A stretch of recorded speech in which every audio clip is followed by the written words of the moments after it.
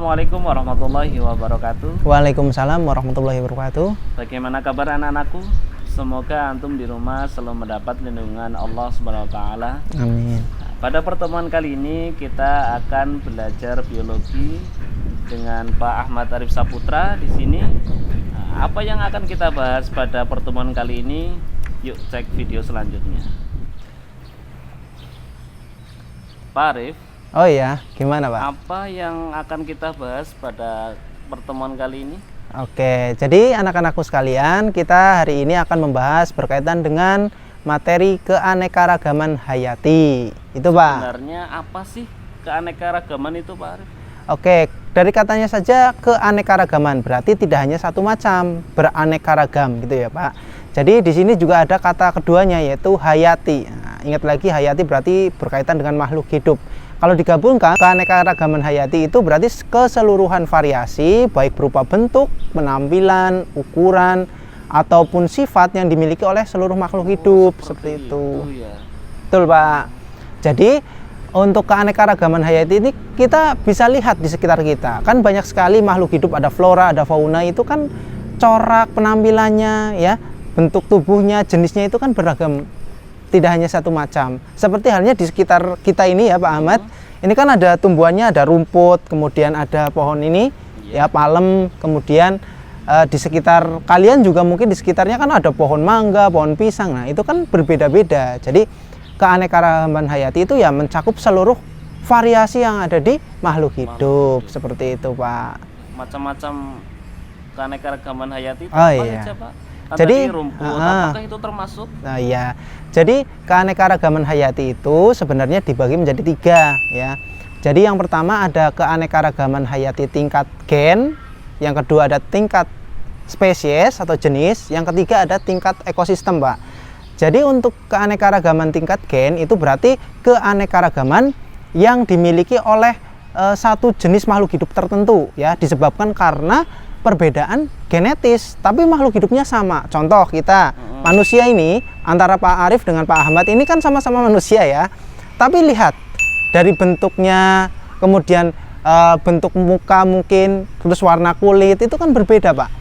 Jadi itu juga beraneka ragam kan. Nah itu adalah keanekaragaman yang terjadi tingkat gen ya, disebabkan antara gen. Oleh gen ya? Iya betul sekali Pak. Jadi masih dalam makhluk hidup yang sama, cuma kita gen yang memunculkan sifatnya itu berbeda.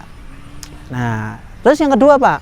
Iya. Kalau yang kedua berkaitan dengan tingkat jenis adalah keanekaragaman yang menyebutkan atau memunculkan sifat yang berbeda antar jenis makhluk hidup. Jadi memang dari makhluk hidupnya itu juga beda sudah. Contoh gampangnya, nih antara manusia ya, manusia dengan rumput atau tumbuhan yang lain ini, itu kan beda, jelas bedanya. Cuma nanti Pak, dari keanekaragaman tingkat spesies atau jenis itu ada sedikit pengkhususannya. Jadi mungkin kan pernah melihat ada harimau, ada singa, ada cheetah, ada kucing. Nah itu kan mirip Pak. Apakah itu tidak dikatakan tingkat gen? Kan gennya mungkin juga sama Pak. Iya kan? Mirip. Iya mirip ya. Terus apakah dia masuk gen atau masuk jenis? Kalau kita lihat namanya saja, kan jenisnya ada kucing jenisnya sendiri, harimau sendiri, ya kan? Tidak seperti gen tadi, manusia sama-sama manusia, cuma beda warna kulit, mata gitu ya. Gimana itu Pak? Nah, sebenarnya kalau masalah tentang kemiripan itu terjadi memang ada kekerabatan yang dekat, namun memang jenisnya berbeda. Jenisnya tetap berbeda. Ya, antara kucing, harimau itu memang kekerabatannya dekat, namun memang jenisnya berbeda. Gitu ya Pak. Terus yang langsung Pak Arif, tadi itu saya lupa ada penamaan di keanekaragaman itu ya.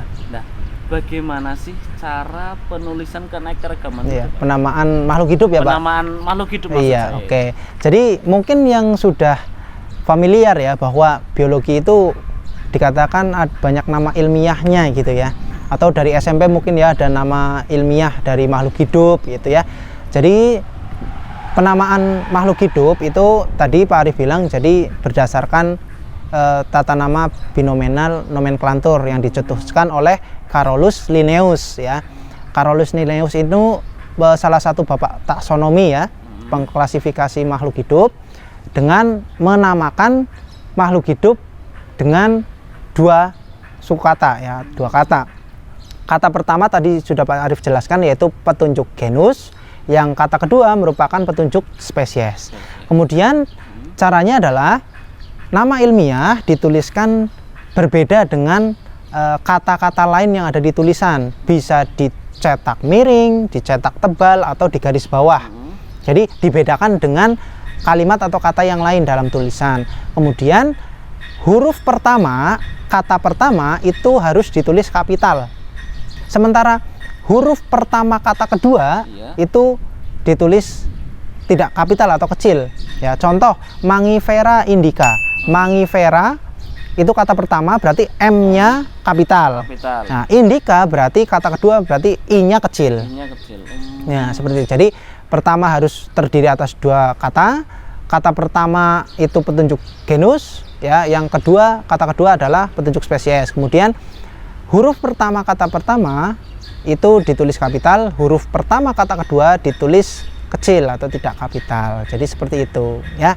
Gitu, Pak. Oh, jadi tidak sembarangan ya. Iya, karena untuk membedakan. Untuk membedakan ya. Iya, untuk membedakan dengan tulisan yang lain, bahwa itu menunjukkan nama ilmiah atau nama makhluk hidup, ya.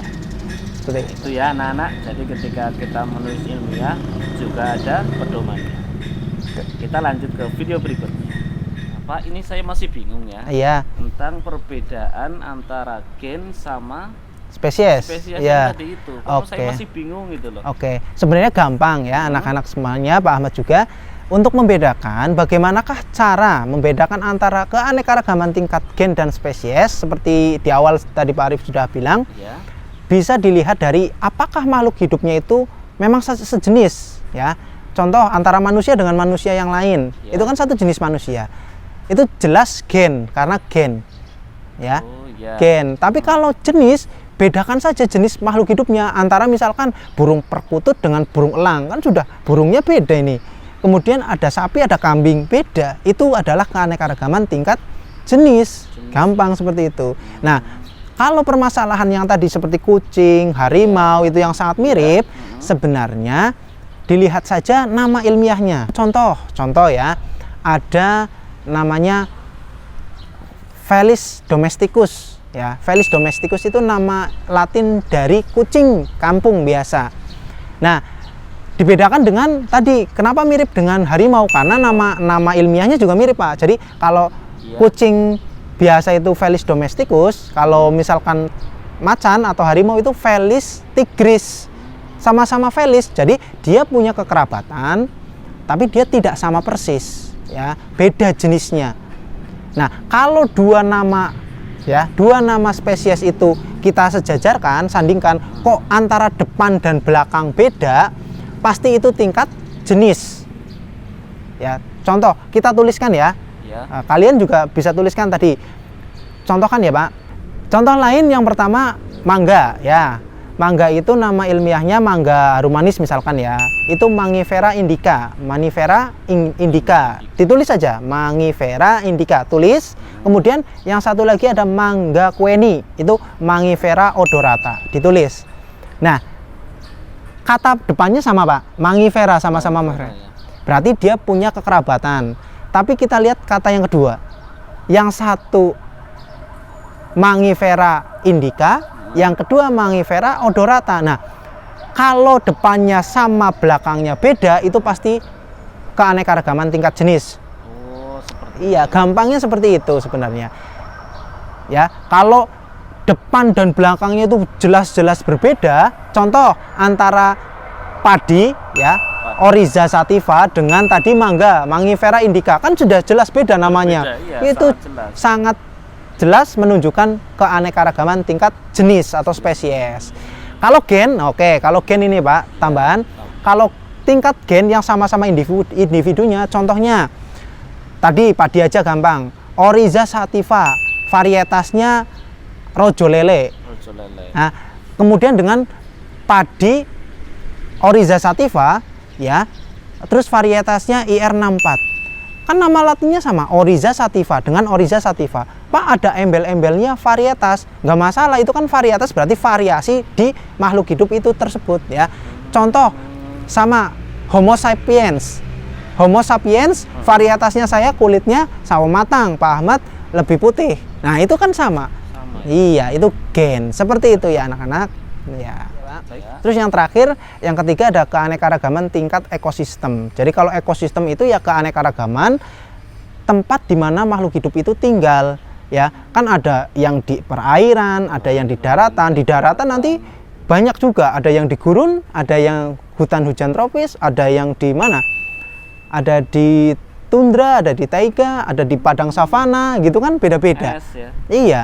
Jadi kalau keanekaragaman tingkat ekosistem itu mencakup sebenarnya adalah lingkungan atau wilayah tempat tinggalnya, gitu Pak sebenarnya. Paham ya? Paham. Berarti macamnya ada 3 ya. Tiga. Yang pertama itu dari gen, yang kedua itu jenis, jenis, yang ketiga ekosistem. Iya. Anak-anak ingat ya, macam dari keanekaragaman hayati itu ada 3. Selanjutnya, bagaimana itu yang di Indonesia, Pak?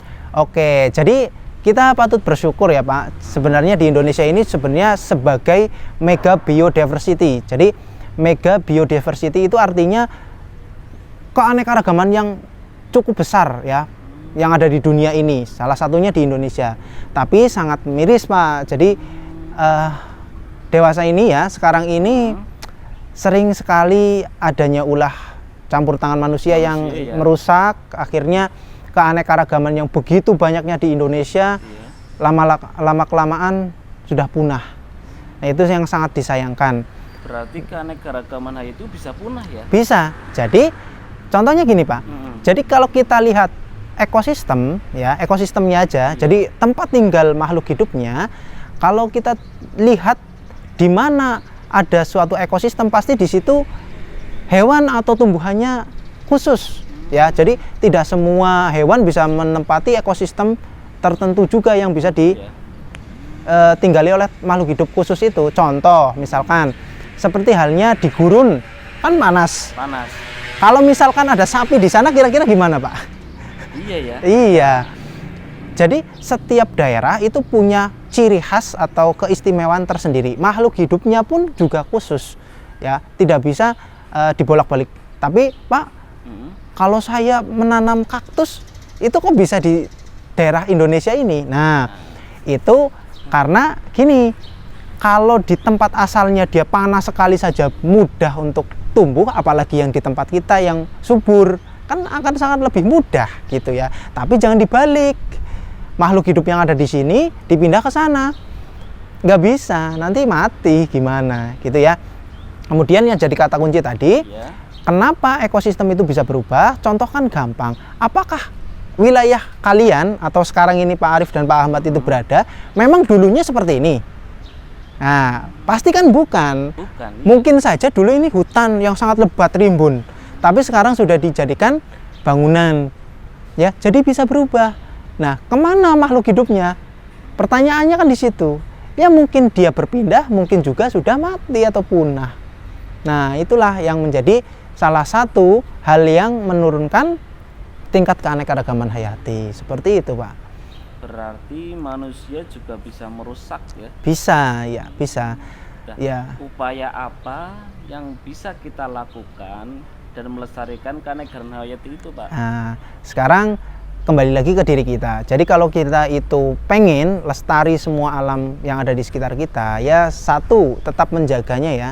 Menjaga itu dalam arti tidak hanya kalian yang berusaha tidak merusak, tapi juga untuk mengajak ya, mengajak sesama manusia untuk selalu menjaga lingkungan yang ada di sekitar kita. Kemudian melakukan pelestarian, ya, membantu, ya, jangan hanya pasrahkan atau menyerahkan itu pada pihak yang berwenang saja, tapi kita selaku manusia, makhluk yang punya akal, kita harus juga melestarikannya, Pak. Ya, ada namanya bisa jadi hibridisasi. Jadi kita kawinkan silang. Jadi untuk meningkatkan variasi atau varietas dari suatu makhluk hidup, bisa dikawinkan silang.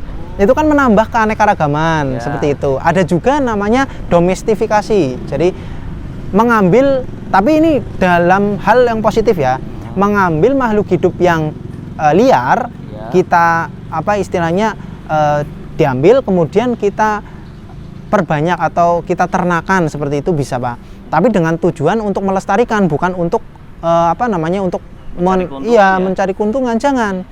Bisa dua hal itu ya. Seperti itu Pak kira-kira. Berarti keanekaragaman itu harus kita jaga. Betul. Nah, upayanya apa ya dari kita sendiri. Baik. Jadi kesimpulan dari materi keanekaragaman hayati itu apa Pak? Oke, kesimpulannya adalah bahwa setiap makhluk hidup itu tidak seragam. Ya, berbagai macam ada flora dan fauna yang ada di dunia ini itu memiliki karakteristik ya tersendiri. Bahkan orang kembar identik pun punya perbedaan Pak. Ya, tidak 100% sama, punya perbedaan. Ya, antara manusia satu dengan yang lainnya pasti punya perbedaan. Kalau antar jenis yang sama, jadi jenis manusia misalkan atau jenis sapi kan ada sapi PO yang putih, ada sapi metal ya. Sama-sama sapi. Ya, tapi coraknya berbeda itu gen. Ya, tapi kalau jenis ya antara burung, kerbau, misalkan capung itu kan jenis berbeda, jelas. Nah, kalau yang terakhir ekosistem berarti kita lihat tempat tinggal dari makhluk hidupnya. Ada yang di daerah yang banyak air, ada yang kering. Nah, itu kan beda. Kemudian kesimpulan dari pembelajaran kali ini adalah kita harus senantiasa menjaga agar keanekaragaman hayati terutama yang ada di Indonesia ini tetap terjaga, karena kita tidak tahu seberapa lama ya keanekaragaman hayati yang ada di Indonesia bahkan dunia ini akan bertahan. Bahkan mungkin anak cucu kita nanti mungkin tidak tahu. Iya, ada hewan X ya. Mungkin itu Pak ya kesimpulan pembelajaran kita hari ini. Baik anak-anak, itu tadi yang kita bahas tentang keanekaragaman hayati. Silakan nanti bisa cari referensi-referensi, bisa di Google atau di buku atau nanti bisa di modulnya Pak Arif yang disebarkan. Baik, terima kasih untuk hari ini. Selalu menjaga protokol kesehatan, jaga jarak. Sekali lagi semoga Allah selalu menjaga. Amin. Assalamualaikum warahmatullahi wabarakatuh. Waalaikumsalam warahmatullahi wabarakatuh. Terima kasih Pak.